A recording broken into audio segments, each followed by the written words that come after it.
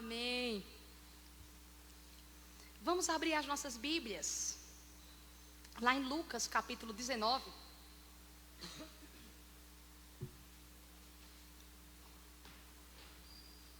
Se tiver uma aguinha.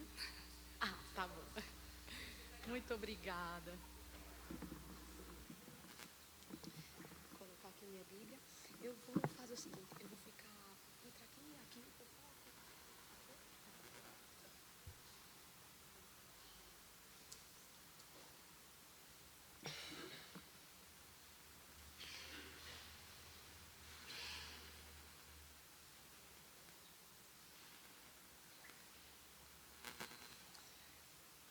Amém. Rebeca e Cris já falaram, né? Mas eu vou me apresentar de novo. Meu nome é Sâmia. Eu tenho 30 anos. E eu sou da Igreja Brasil para Cristo, né? Filha de Painho, que pastoreia lá. E da minha mãe, que sempre me ensinou. Desde criança. Ela sempre me ensinou algo. Sâmia, a presença de Deus é a coisa mais importante que nós temos. Cresci ela falando isso. A presença de Deus é o mais importante. E quando eu era criança,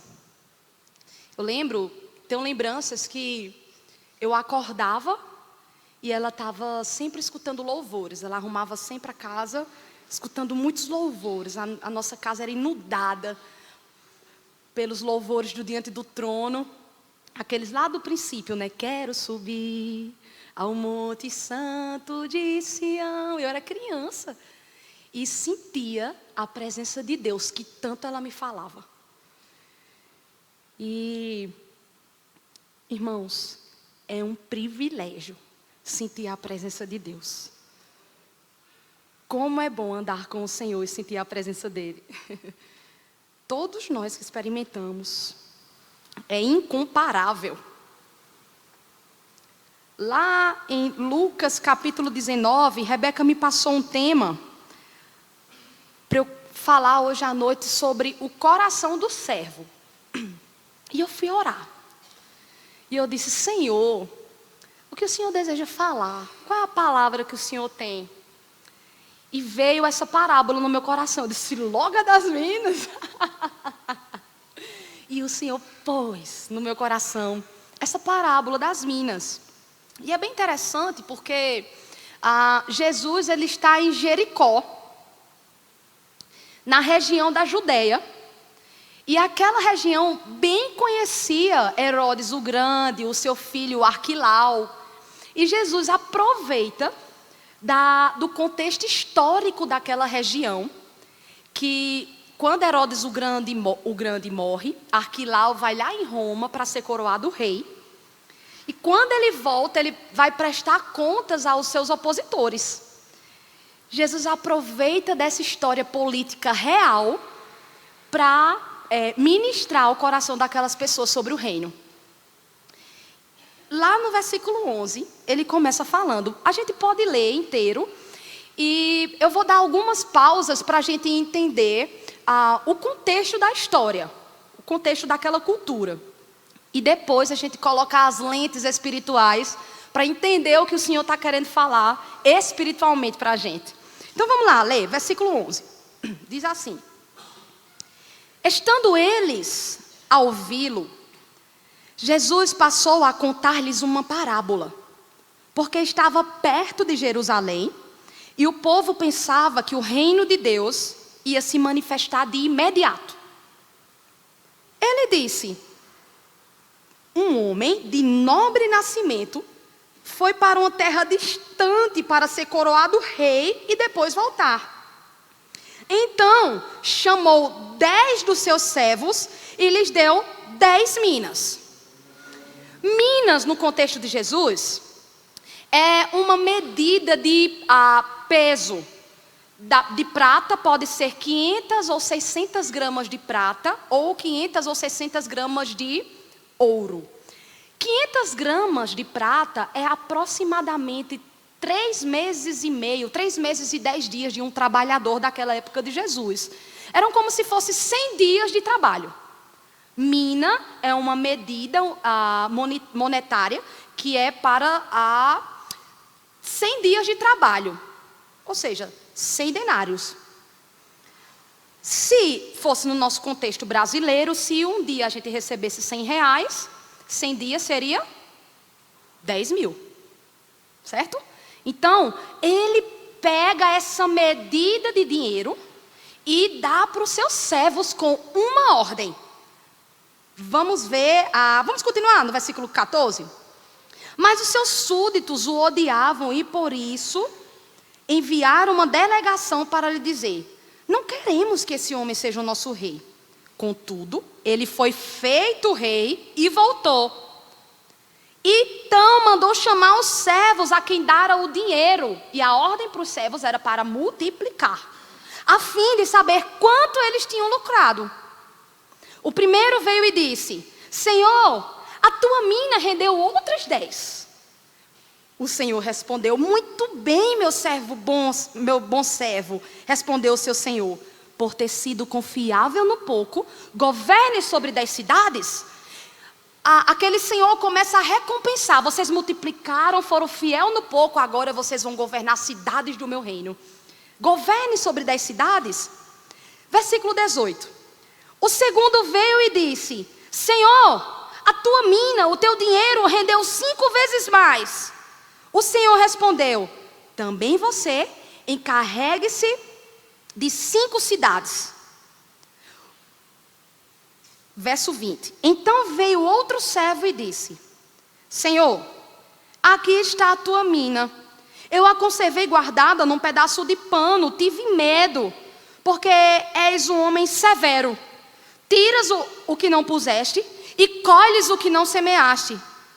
O Senhor respondeu: eu julgarei pelas suas próprias palavras, servo mau. Você sabia que sou homem severo, que tira o que não pus e colhe o que não semeei? Então por que não confiou meu dinheiro ao banco? Assim, quando eu voltasse, o receberia com os juros. E disse ao que estava ali: tome dele a sua mina e dê-na ao que tem 10. Senhor, disseram, ele já tem 10.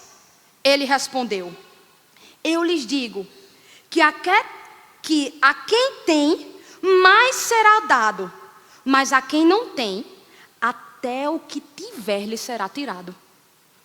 E aqueles inimigos meus, que não queriam que eu reinasse sobre eles, tragam-nos aqui e matem-nos na minha frente. Amém? Que parábola forte. Que história forte. Mas o que será que o Senhor Jesus queria comunicar para aqueles discípulos que estavam com ele, para judeus que também estavam ao seu redor? Possivelmente eles ainda estavam na casa de Zaqueu, lá em Jericó. Jesus, ele começa falando, eu vou tentar explicar um primeiro princípio forte dessa parábola. Ele já começa dizendo: estando eles a ouvirem Jesus contando a parábola, porque estava perto de Jerusalém, e o povo pensava que o reino de Deus ia se manifestar de imediato. Eles achavam que Jesus ia expulsar os romanos lá em Jerusalém e iria restaurar o reino de Israel outra vez. Vendo Jesus que eles achavam que o reino ia se manifestar de forma física, que Jesus ia restaurar o reino físico, eles iam ter liberdade outra vez, ser o próprio rei. Jesus conta essa parábola, que interessante.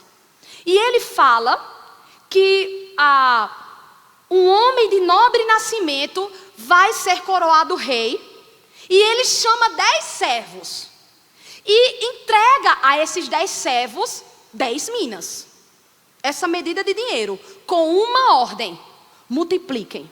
O primeiro princípio que Jesus vai ensinar, e eu quero rapidamente falar dele, é que Jesus está ensinando que o reino dele não vai ser físico, reverbera no físico. Alguns capítulos atrás, ele até fala para os discípulos que perguntam sobre o reino. Ele diz: o reino é diferente, agora acontece dentro de vocês e se manifesta através de vocês. Mas ele não vai ser um reino físico. Eu estou dando um reino. Desenvolva. Então é um princípio muito profundo. Mas eu quero chegar onde eu quero chegar. Vamos lá, vamos continuar. E ele diz que ele vai ser coroado rei. E volta, entrega essa responsabilidade para os seus servos. E ele diz, mas os seus súditos o odiavam. Jesus está falando aqui das classes religiosas que eram opositores a Jesus como Messias, ao ministério de Jesus. Está falando dos judeus. E, na verdade, essa parábola ainda está ecoando, meus irmãos. Porque Jesus, como esse Senhor, como Rei, Ele ainda está convocando, desde o dia que Ele subiu aos céus, convocando, chamando, vocacionando pessoas para a obra dEle. Em todas as nações, nos lugares mais distantes, em todos os países, pessoas que falam em dialetos diferentes, em cidades de grandes proporções e pequenas cidades, o Senhor continua com sua voz ecoando para o seu povo, está chamando, bora, tenho algo para entregar para vocês. Sempre ainda existem opositores a Jesus. Existem opositores ao ministério de Jesus. Existem opositores que dizem que Jesus não é Deus. Religiões que negam a divindade de Jesus. Pessoas que se levantam contra o nome de Jesus, contra o evangelho. Mas não importa, porque Ele foi feito rei. Quando morreu, salvou. Ele é rei.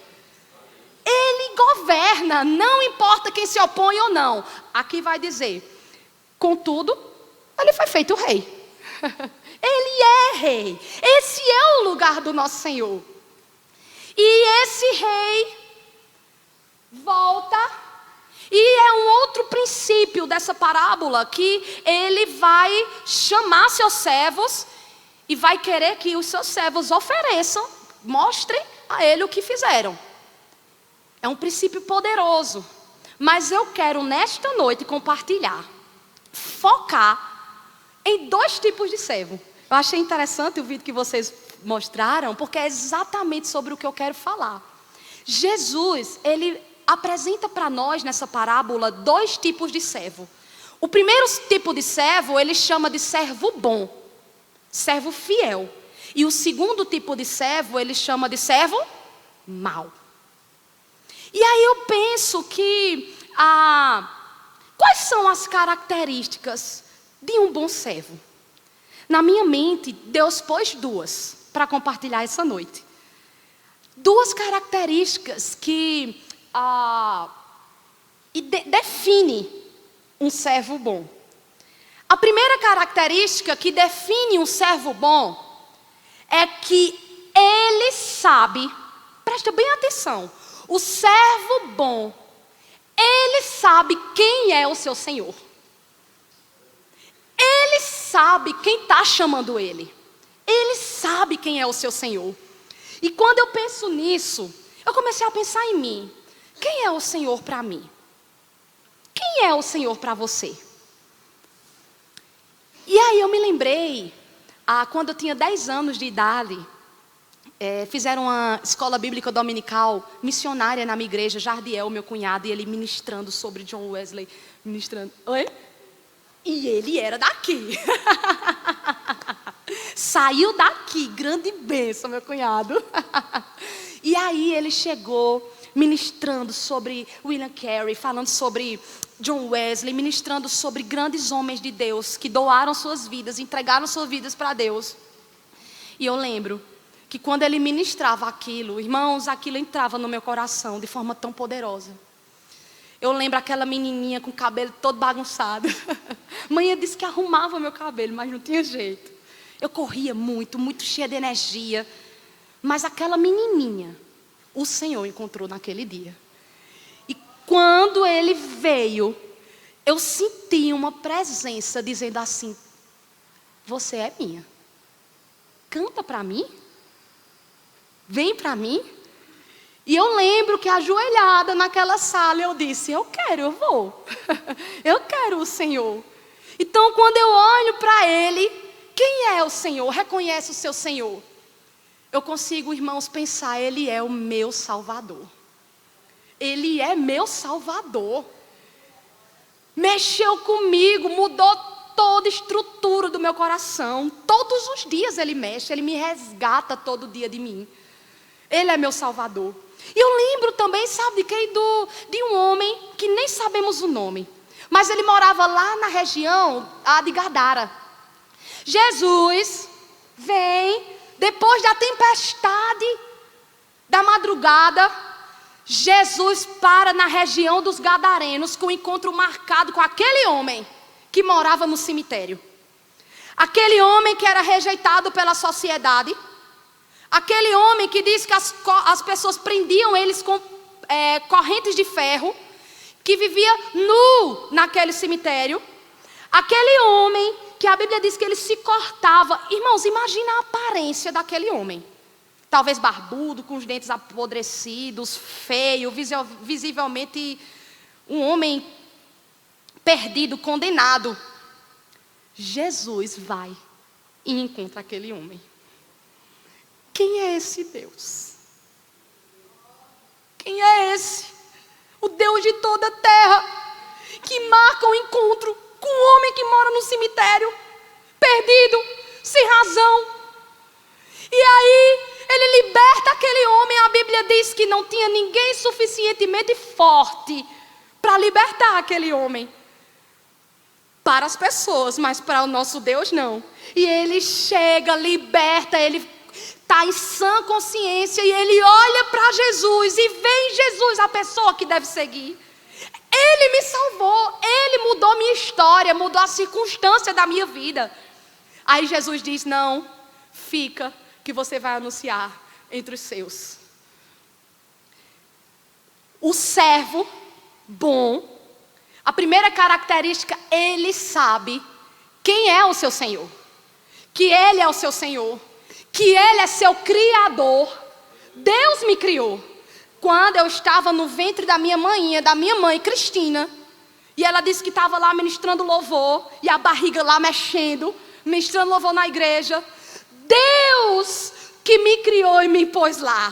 Deus me deu meu nome. Deus construiu minha história. Deus me chamou e me vocacionou para a música. Deus me deu a habilidade para cantar, para tocar. Quando eu olho para mim, irmãos, eu tenho certeza, foi Deus que me deu. Foi Deus que me deu a habilidade para cantar, para tocar, para ministrar. Vem dEle. Ele é o meu Senhor. Ele que fez isso por mim.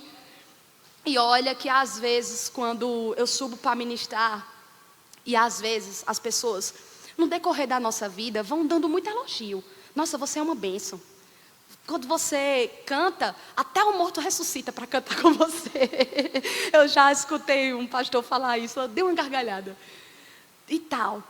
Aí tem dia que tiveram dias que eu peguei meu teclado ou meu violão para ministrar, que eu achava, hoje isso vai dar certo, essa música. Vamos lá, irmão, olhe para o seu lado, diga tal. Mas não fluía. Não fluía, eu usava todas as minhas estratégias de ministração de louvor, mas não fluía. E quando eu desci, o meu Senhor dizia para mim, não é a sua capacidade, eu te dei capacidade, mas sou eu através de você, sou eu que faço. Irmãos, e é verdade, não sou eu, mas é Ele mesmo. E eu reconheço que vem dEle. Vem do Senhor, que é meu Criador, que é o meu dono. Eu acho interessante porque quando eu penso em dono, vem à minha mente um homem, Noé. Vem Noé na minha cabeça, porque a Bíblia vai dizer que Noé era justo, íntegro, e Noé andava com Deus. Andar com Deus, lá no original, no hebraico, significa, vem de halak, que significa ir, vir, se mover a partir de Deus. A gente só vai, vem, entra, para a partir de Deus quando a gente sabe quem é o nosso Senhor. Ele é meu dono. Ele que diz o que eu estudo, com quem namoro, com quem caso. Ele que diz como eu vou aplicar o meu dinheiro. Ele que diz o que eu vou fazer ou deixo de fazer. Ele que abre porta para mim, ou ele que fecha, porque ele é meu dono. E não é meu dono pela metade, ele manda em tudo. Manda em tudo dentro de mim. E eu desejo oferecer. E é que eu quero mesmo que ele mande, porque eu sei que quando eu estou no governo não dá muito certo. E para a gente passar para o segundo ponto, também veio à minha mente Maria. Maria, que é a irmã de Marta e de Lázaro. A Bíblia fala 3 vezes de Maria. E as 3 vezes que a Bíblia fala de Maria, Maria está onde, gente? Está aos pés de Jesus.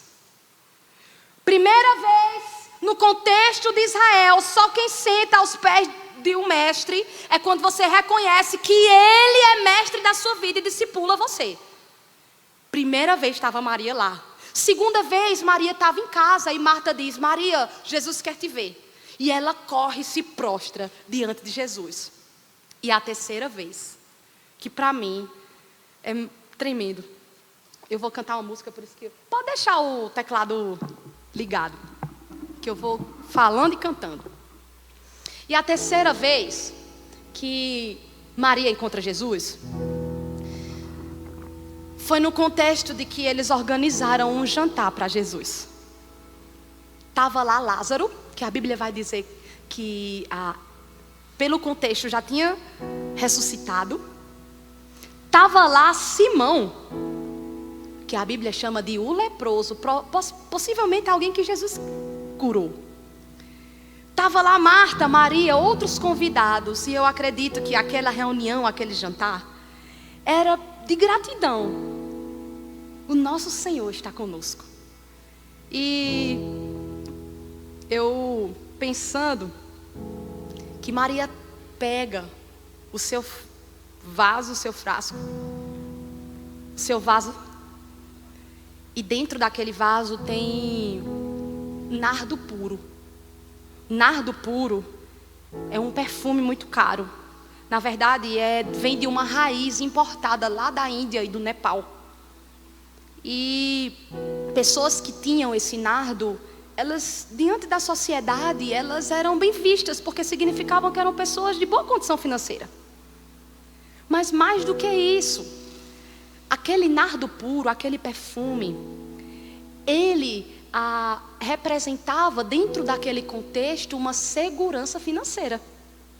Era como se fosse uma poupança que eles guardavam em forma de perfume, de nardo puro, de perfume, porque eles vendiam, se quisessem conseguir dinheiro, trocavam por dinheiro. Era uma poupança.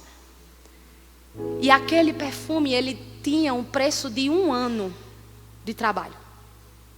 Muita coisa. E ela chega, e Jesus está lá. A Bíblia vai dizer que ela quebra aquele vaso que já é caro. Ela quebra o vaso e ela derrama perfume na cabeça de Jesus. Outro texto vai dizer que ela derrama aos pés de Jesus. Isso é muito forte. Que adoração intensa. Não estava preocupada quem estava vendo ela, quem achar bom ou não. Não estava preocupada. E simplesmente quando ela deposita aquilo diante de Jesus, ela está dizendo: Jesus, o Senhor é mais importante do que qualquer coisa que eu tenho. O Senhor é mais importante do que até a minha segurança financeira. Ela derrama a poupança dela sobre Jesus. Aí vem Judas, servo mau, que fica lá contando, ladrão, porque a Bíblia vai dizer que era porque ele cuidava do dinheiro, e a gente sabe que ele roubou o dinheiro. E Judas diz: devia dar aos pobres. E Jesus diz: ela fez o que ela pôde. Porque, sabe por quê, irmãos? Porque ela sabia quem é que estava diante dela. O Senhor, o nosso Senhor. E diante dele, Senhor, ele merece o melhor. E eu estava conversando isso com a mãe disse assim para mim: Sâmia, que coisa tremenda. Ela disse: qual é o melhor que eu posso dar para Deus? ela disse, né? E eu calada, ouvindo. Qual é o melhor que eu posso dar para Deus? Depois ela veio e me disse qual era o melhor. Ela disse que Deus disse. Ela já deu a vida para Deus. Os meus pais deram a vida para Deus. Mas ela disse, eu dei o meu melhor. Eu dei a minha filha para a obra missionária. Ela está longe de mim. E eu digo, minha filha, porque eu já disse que eu vou também. Ela disse, eu dou você também. Eu dou o meu melhor porque Ele é digno. Eu dou o meu melhor da minha casa porque o meu Senhor é digno. E eu disse, mãe, que forte. Eu chorei com ela. Ela disse, vocês são o meu melhor, eu dou vocês. E você vai ter que dar também, viu? Ela disse. Eu disse, pois para Ele eu dou. Porque Ele é o meu Senhor, o meu Senhor.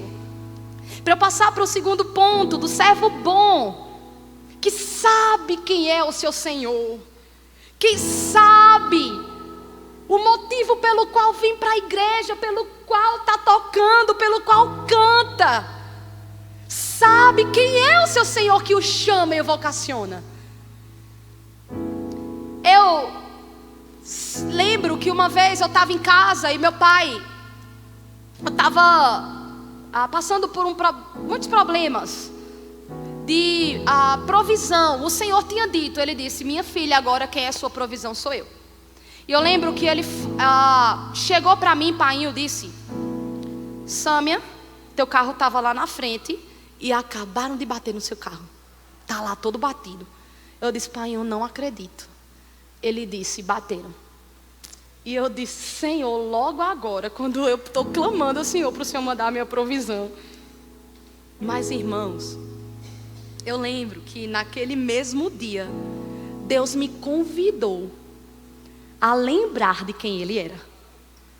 E eu sentei no meu piano e eu comecei a cantar uma música para Ele. O Senhor me trouxe a música para eu lembrar quem Ele era. E cantei assim: Tu és o meu Senhor, a minha força, és meu guia, minha direção, o meu guarda, meu fiel pastor, minha esperança é o Senhor.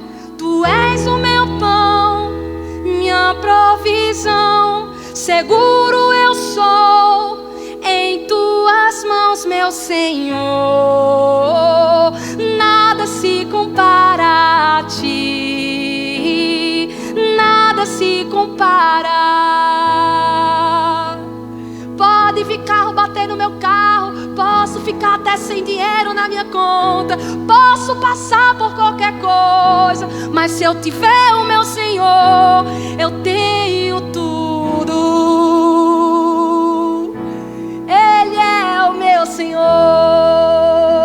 Aleluia. E esse é o primeiro ponto que o Senhor pôs no meu coração. O servo bom, ele sabe quem é o seu Senhor. Mas o servo bom, ele também, quando eu olho aqui para esses dois servos, né, que multiplicaram, que trabalharam, eu vejo grande responsabilidade neles.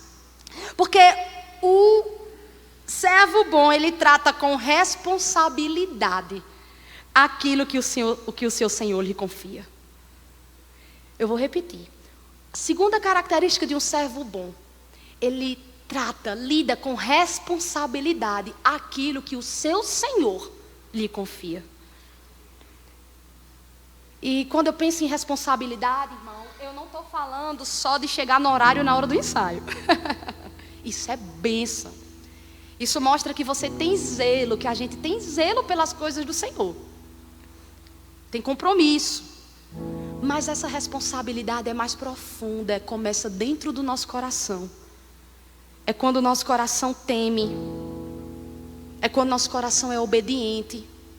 É quando o nosso coração é submisso a tudo que Deus está fazendo.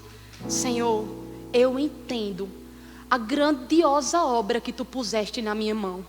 Que grande responsabilidade o Senhor me separou para o serviço, para cantar a Ti na minha comunidade.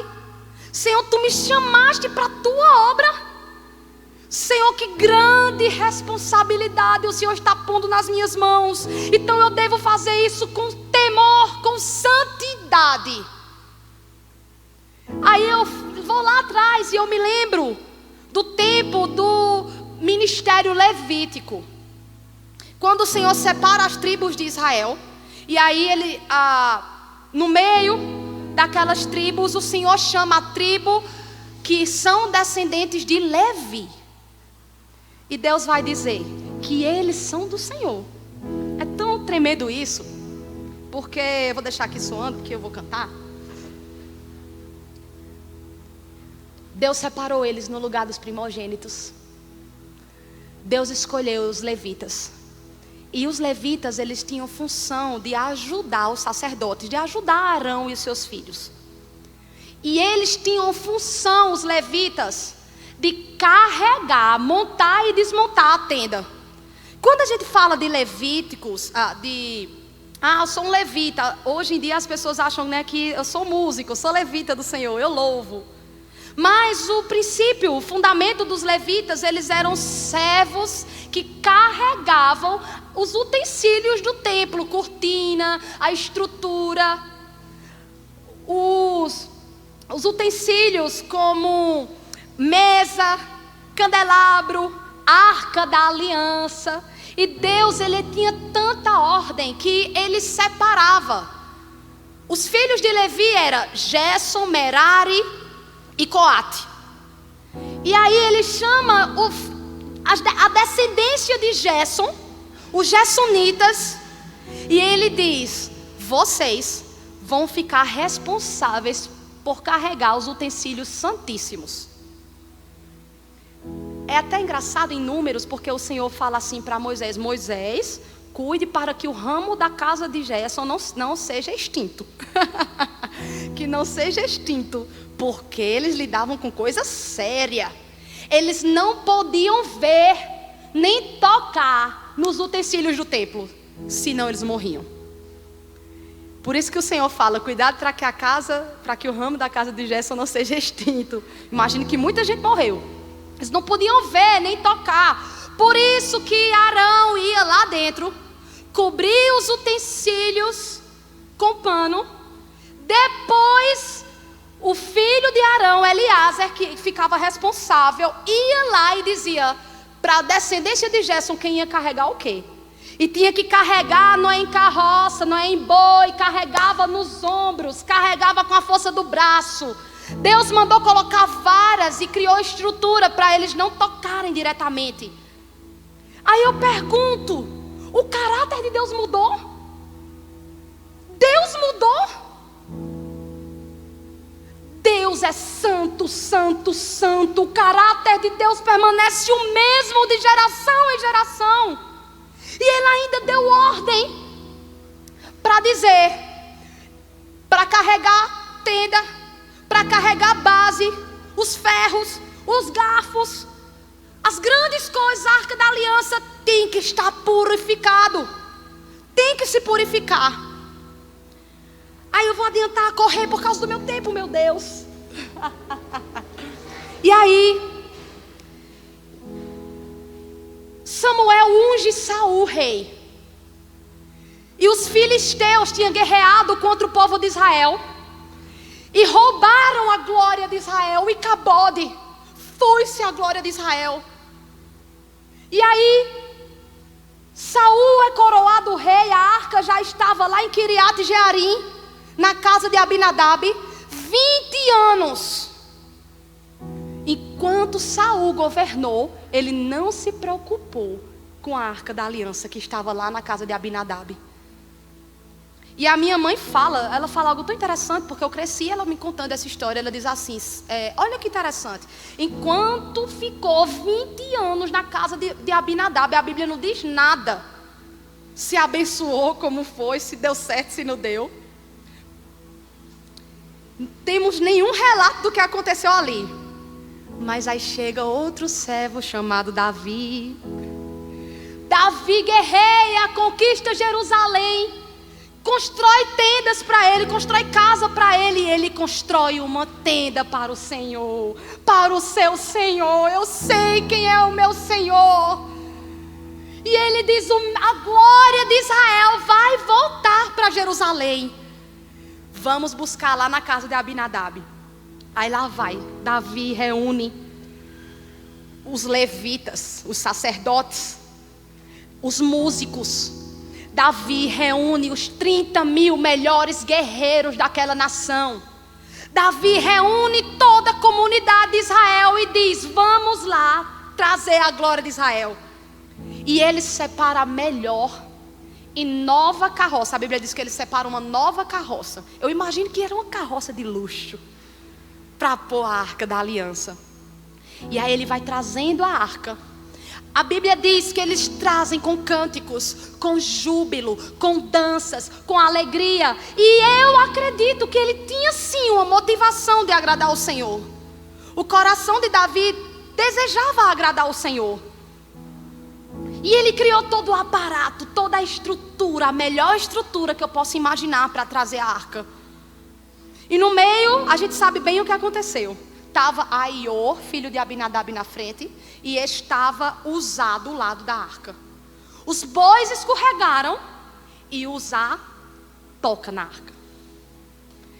E imediatamente ele é fulminado.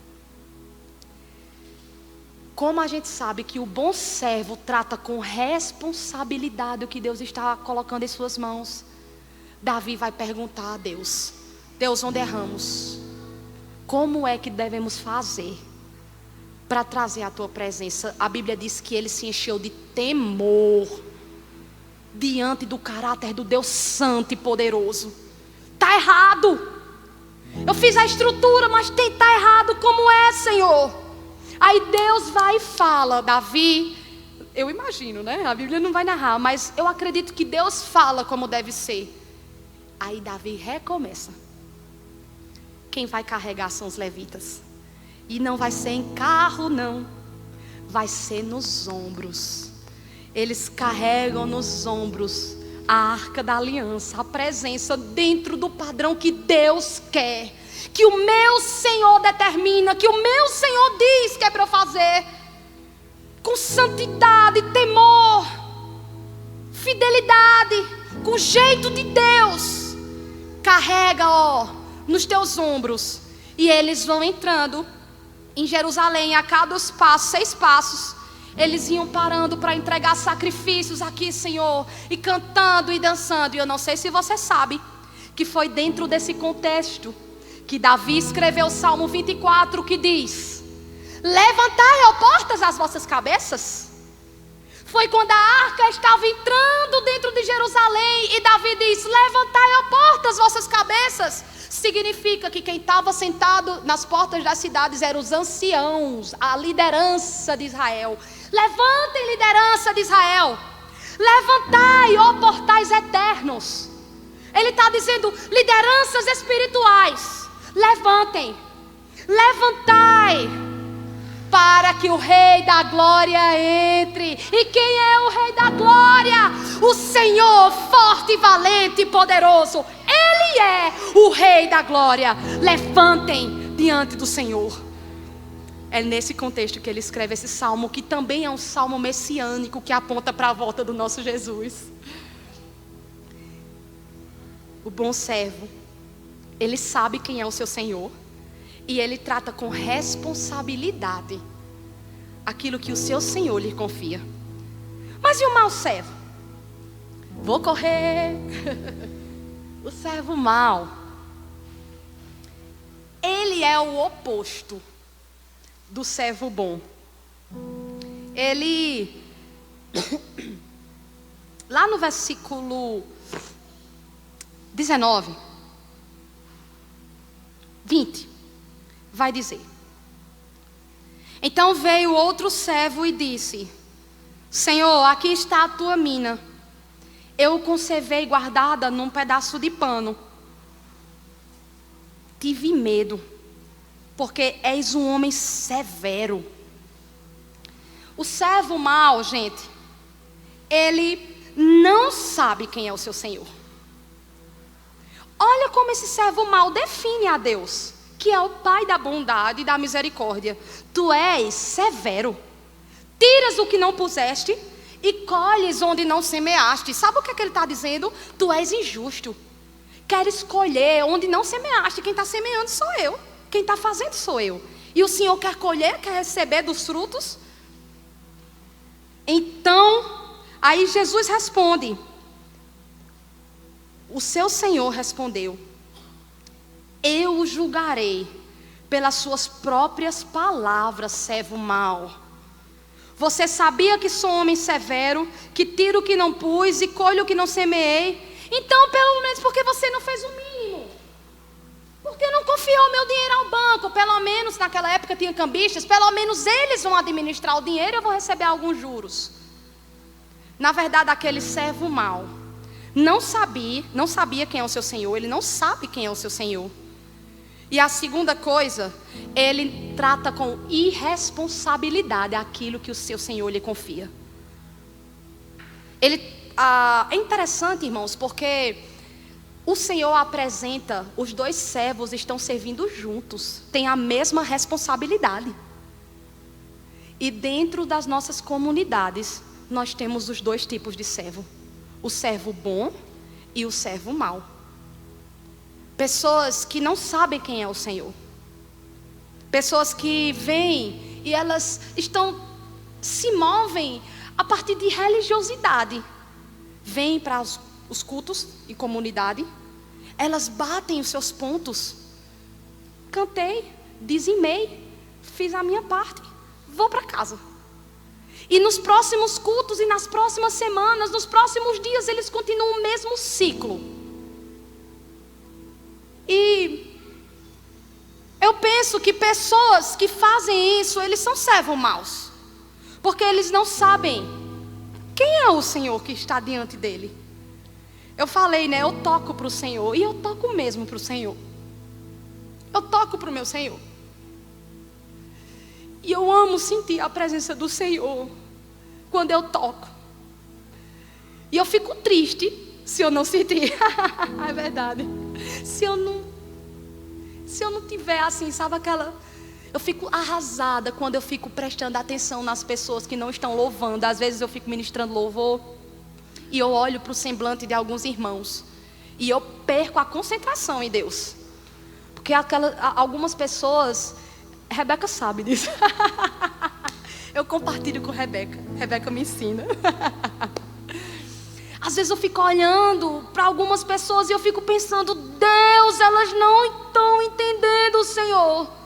Quem é o Senhor? E como o Senhor merece adoração. Por que elas não estão entendendo? Porque não tem relacionamento com Deus. Elas não têm profundidade com Deus. Elas não conhecem o Senhor. Então quando elas vão servir, elas vão servir com muita irresponsabilidade, sem santidade, sem temor, sem obediência. Eu estava em uma aula, estava ministrando uma aula sobre adoração. E uma pessoa falou assim para mim: olha, Sam, eu queria que você... Abriram para perguntas, né? Eu queria que você me desse uma palavra. Porque assim, o meu filho toca, o meu filho canta, o meu filho é uma bênção. E o pastor não deixa meu filho tocar, o pastor não deixa meu filho cantar, o pastor não deixa. Aí, deixa eu dizer, aí eu fiquei prestando atenção, eu disse: Senhor, qual é a palavra que o Senhor deseja para essa irmã? E o Senhor inclinou meu coração. E eu disse: irmã, é porque o seu filho precisa aprender o princípio da obediência. Quem vai pôr ele lá é Deus. Quem honra é Deus. Obedeça, se submeta. Sabe por quê? Porque isso foi um princípio na minha vida. Eu lembro que... Eu vou encerrar. Eu lembro que Deus estava trabalhando tão forte no meu coração. E eu fui... logo muito nova, saiu uma lista. Olha só, saiu uma lista de bateristas de Campina Grande. Uma revista, foi uma revista. E naquela revista saiu meu nome como uma das melhores bateristas de Campina Grande. E eu fiquei, uau! Olha só, mostrando para todo mundo, eu sou muito boa. Eu saí, tô aqui morrendo de vergonha na frente de Cristo. Mas saí, eu me lembro disso. E aí eu fiquei, uau! Faz muito tempo, eu era adolescente. E naquela época eu estava achando, uau, eu chegava lá, mostrava minhas viradas. Mostrava lá o que eu fazia, uma virada até estranha. Fora do tempo. E aí, eu lembro que eu estava tão inflada. E a minha mãe começou o processo de gravação do CD do Pororó. O CD do Pororó, o CD do Que Abraço Bom, né? Um CD que foi um CD nosso que foi para muitos lugares, né? Foi o primeiro CD que a gente começou a viajar para outros lugares. E quando ela estava gravando, ela me chamou, ela disse, Sami, ó, tô pensando nessas músicas, a gente vai fazer assim, desse jeito. Adolescente, aí minha filha, você canta essa, tal, ela montando toda a estrutura. Aí eu, mãe, eu vou ver. Vou ver o que eu vou fazer. Vou ver se eu quero isso, se eu não quero, se eu quero tal. E aí eu lembro que a minha mãe, ela chegou para mim e disse assim, minha filha, o seu ego está muito grande.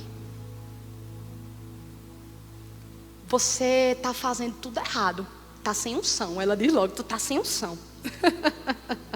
Ela é assim. Você não vai cantar nesse CD não. Mas maninha, vai não. Porque esse CD é para Deus. E você não está com o coração em Deus. Eu lembro disso. Você não vai cantar não nesse CD. E mais, você vai ficar disciplinada do louvor. Que Maria, eu sou melhor que toco melhor do que todo mundo. Não é isso que Deus está procurando. E eu me lembro que eu ficava lá nos últimos bancos, o louvor acontecendo. E ela não vai.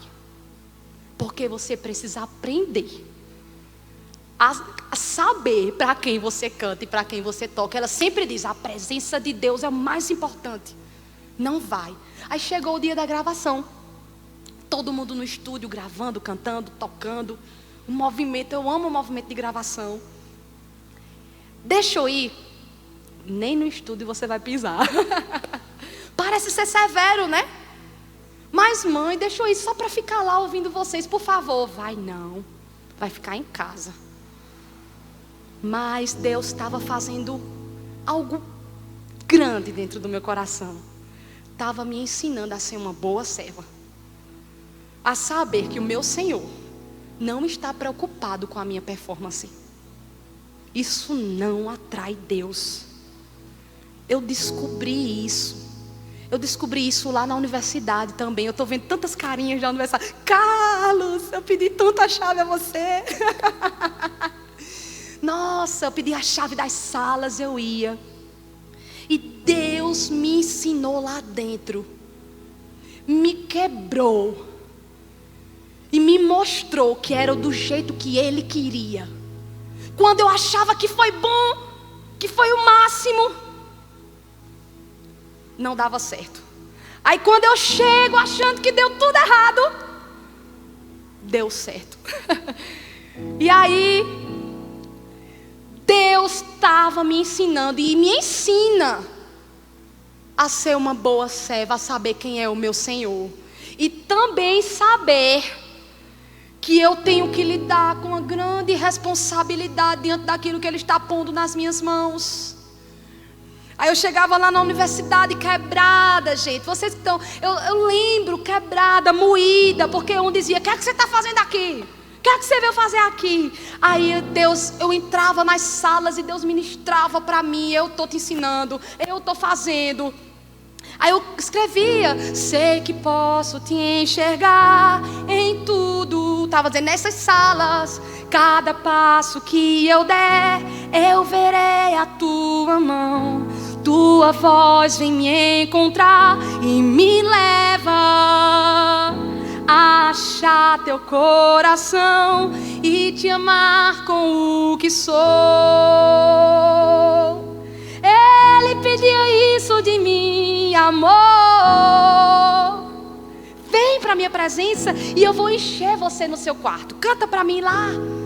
Canta para mim no meu quarto. Eu escutava Deus me convidando para cantar primeiro lá no meu quarto. É lá o convite do Senhor. Entra, fecha a porta, servo bom. Começa lá. E aqui é o resultado, é consequência do Deus que você contempla lá. E Deus trabalhou e vem trabalhando no meu coração. E trabalhou para que eu não fosse essa serva. E eu falando ainda para essa mãe, para fechar essa história. Fale para obedecer. Lá vai eu para o projeto missionário do DEMEC. Olha aí, ó, DEMEC. Vai eu para Caicó, Rio Grande do Norte. Quando eu chego lá, um monte de gente capacitada, a banda formada. E eu fui com Suzane e Jardiel, meu cunhado e minha irmã. E eu chego lá, sabendo que Deus tinha me dado, né, o dom, o talento, as habilidades. Eu disse, Jardiel, eu quero cantar, mas aqui eu não canto. Aí Jardiel disse, eu vou voltar. Na verdade eu disse, eles voltaram, ficaram alguns dias e voltaram. Eu disse, não, eu vou voltar. Porque aqui eu não tenho tanta oportunidade, eu não vou ter tanta oportunidade aqui. As pessoas não sabem que eu canto, que eu toco, que eu ministro. Aí Jardiel olhou para mim e fez assim, Sami, você vai ficar. Foi o primeiro projeto missionário que eu fiquei. E que foi o primeiro projeto missionário assim, da minha vida nesse sentido. E ele disse, você vai ficar. E você vai se submeter. Se Neto fala isso ou aquilo, você vai obedecer. Se Bartô diz isso e isso, você vai ficar calada. Nunca me esqueço disso. E eu dizia, mas Deus, calada. Submeta seu coração. Irmão, como foi precioso. Eu trago isso no meu coração, deste projeto missionário, como uma das maiores lições da minha vida. Porque eu passei os projetos. Aí eles foram e me colocaram para cantar no back. Eu fazia o back, toda a banda tocando, a banda era boa, viu? Tocando, tarana, e eu só fazia Eu era só back. Mas Deus, foi o que Deus trouxe para mim, a missão para aquele tempo. Me chamou para ser back naquele lugar. E eu fui obedecendo nos dias. Fui obedecendo, fui servindo. E aquilo começou a alegrar meu coração. Senhor, eu estou cantando. Eu cantava as músicas na agita que eu estava. Era muito legal. Aquelas músicas animadas. E eu cantava. Até que um dia disseram, Sam, a gente está precisando de alguém para o violão. Você pode? Posso. Vou para o violão. Aí depois, Sam, a gente estava pensando, você poderia cantar aquela música, ministrar aquela música na praça? Posso. Sabe por quê, irmãos? Eu aprendi que quem honra é Deus. Para eu fechar a parábola, Deus que recompensa. E Ele vê e recompensa. E a matemática do reino do Senhor, ela é exata. Quanto mais você desenvolve, quanto mais você está ali disponível para conhecer de Deus e para tratar com responsabilidade aquilo que Ele pôs nas suas mãos, mais o Senhor vai derramar. Mais o Senhor vai estar ali, não como esse servo que diz, tu és injusto. Está querendo, mas não proporciona os meios. Deus proporciona sim. O servo não estava entendendo que era o seu Senhor. Ele não deu a mina? Quem foi que deu a mina? Quem foi que deu a habilidade? Não foi o Senhor? Quem foi que criou, que gerou a nossa vida? Não foi o próprio Deus? Será que Deus não daria os meios? Deus recompensa. Com a matemática exata, você multiplicou 10, governe sobre 10. Você multiplicou 5, governe sobre 5. E a parábola fecha dizendo o seguinte: o Senhor disse, tomem dele a mina E Dina, aqui tem 10. O Senhor disse. As pessoas responderam: mas Senhor, ele já tem 10. Olha o princípio do Senhor. Eu lhes digo que a quem tem, mais será dado. Deus vai dar autoridade, vai dar graça, vai dar unção. Deus vai dar dons, Deus vai dar talentos, Deus vai dar capacidade para você fazer, capacidade para você servir. Deus vai dar mais da presença dEle, Deus vai dar mais revelação de quem Ele é, Deus vai dar mais. Esse é o princípio de Deus. Tira de quem não foi fiel e dá para aquele que tem um coração fiel, porque Ele vai desenvolver. Por isso que Ele dá a quem tem mais, porque o Senhor confia. Ele sabe que o seu bom servo vai desenvolver, vai multiplicar. E eu encerro perguntando: que servo você é? Quando você vem aqui e serve cantando, tocando, que servo você é? Não importa se você está dirigindo o louvor ou não, o que você está falando ou não. Que servo você é, porque a gente não faz para as pessoas, a gente faz primeiro para Deus. Eu toco para Deus. Quando eu toco bateria, eu não estou diretamente ministrando para a igreja, mas eu estou ministrando ao meu Senhor. Estou tocando para o meu Senhor. Quando eu estava lá no BEC, no projeto missionário, eu não estava cantando diretamente para as pessoas, mas eu estava cantando ao meu Senhor. Que servo você é? O servo que sabe quem é o seu Senhor e se maravilha com Ele, e sabe a grandiosa obra e trata com responsabilidade? Ou você é o servo que não sabe muito bem o que está fazendo aqui, quem é o seu Senhor, e trata com irresponsabilidade? Eu gostaria muito, de verdade, de ser encontrada pelo meu Senhor quando Ele voltar. Eu gostaria de oferecer o que eu, como Maria, o Senhor, aqui é o que eu posso, o que eu pude fazer, está aqui, Senhor. E eu peço: acrescenta mais, Deus, acrescenta mais. Eu dobro meus joelhos em oração. Eu tenho meus momentos de oração e eu digo: dá mais, Senhor, para mim.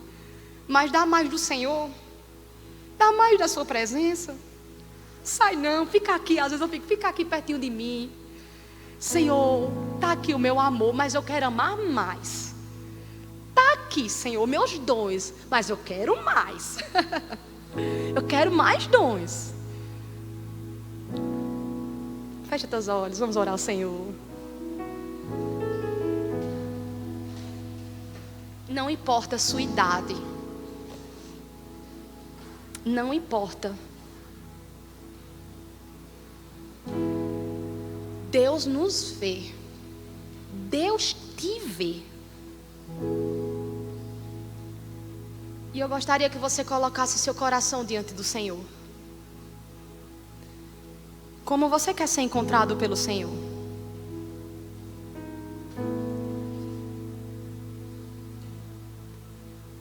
Ora ao Senhor. Se você precisa pedir perdão pela negligência, pela irresponsabilidade, no seu coração primeiro, você pode pedir perdão ao Senhor, ao Deus que ouve, ao Deus que faz, ao Deus que vê, que contempla. E você também pode dizer: Senhor, faz de mim um servo bom. Faz de mim um servo bom, Senhor, que te agrada, que é para o louvor da tua glória. Faz de mim um servo aprovado, que quando eu tocar ou cantar, que chegue nos céus como aroma que o Senhor recebe, que é agradável para ti.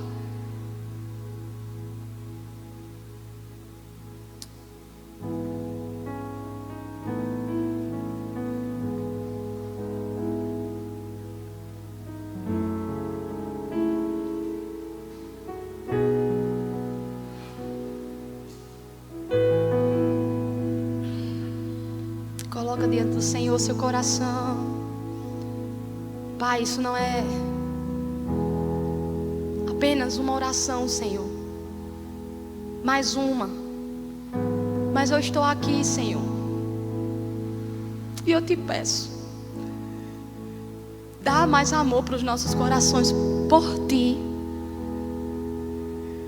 Te amar, Senhor, te amar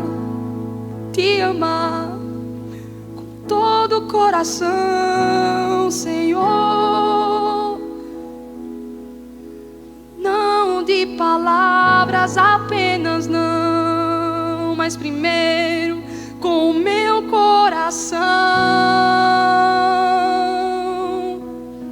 Encontre em mim um servo que é fiel, que te agrada, que te honra, que honra a tua obra, Senhor. Uma serva que sabe quem é que está me chamando, um servo que conhece o seu Senhor, que é o Deus de toda a terra, Deus das nações,